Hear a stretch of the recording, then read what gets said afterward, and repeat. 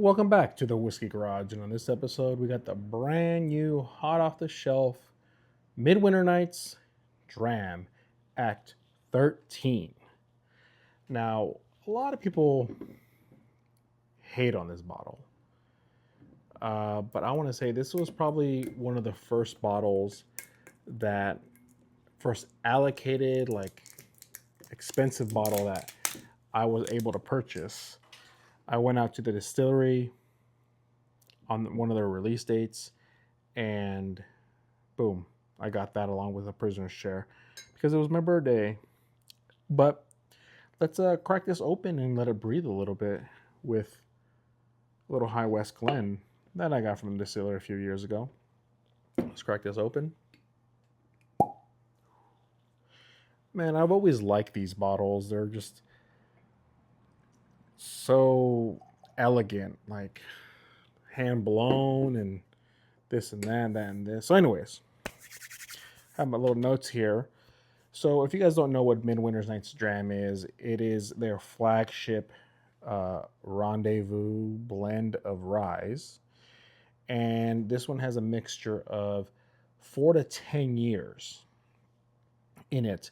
And it's finished in a ruby and port barrel, ruby and tawny port barrel. This one is Act 13, Scene 5. I don't know how they do the whole scene thing. MSRP is $149. Last year was $179, but they brought it back down to $149. So it comes in at a staggering proof of 98.6 proof. So I'm gonna let this rest a little bit, and we'll be right back.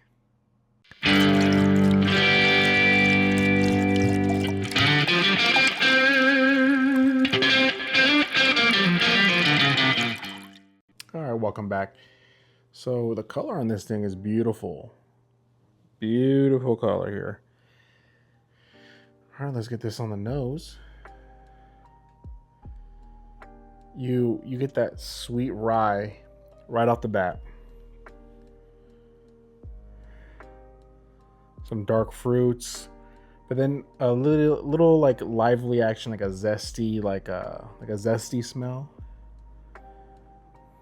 The port influence comes in a little bit, but lots of like berries and like figs.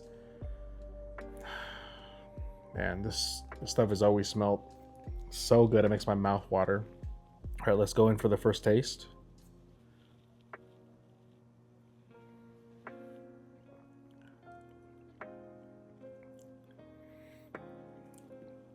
So initially you get that light taste on it with the dark fruits, and then like the light, like a Zinfandel kind of flourish comes in the back, and it caps it off with like a port finish, like the port barrel kind of taste.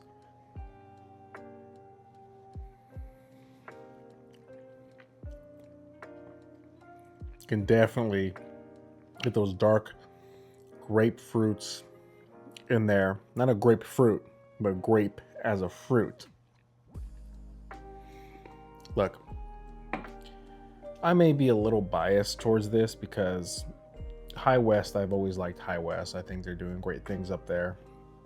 A lot of people hate on this bottle because it's so expensive, and you know, last year might have not been the greatest, but this one's coming in strong. Very heavy legs on this thing, super robust in flavors. It's not quite a dessert wine. I'm sorry, not quite a dessert whiskey, but it's almost there. The rye spice keeps it in its lane with it just being drinkable and not so sweet.